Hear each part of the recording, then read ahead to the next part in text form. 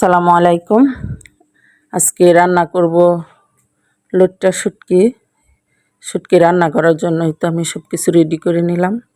শুটকিটা হালকা ভেজে ভালো করে ধুয়ে পরিষ্কার করে নিলাম। এখন তেল দিয়ে রসুন দিয়ে দিলাম।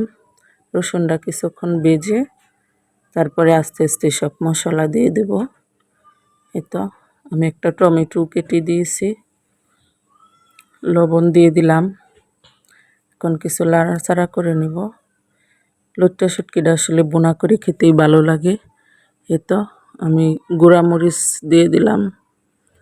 এখন একটু হালকা পানি দিয়ে কষিয়ে নিব।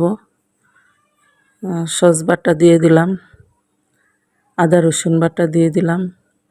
এখন শুটকিটা দিয়ে দিব। এই তো শুটকিটা দিয়ে দিলাম।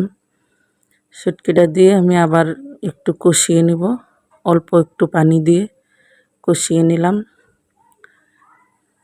এই তো প্রায় হয়েই গেল আমার তরকারিটা।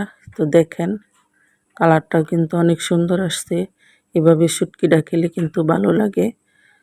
আমরা সবসময় এইভাবে লইট্টা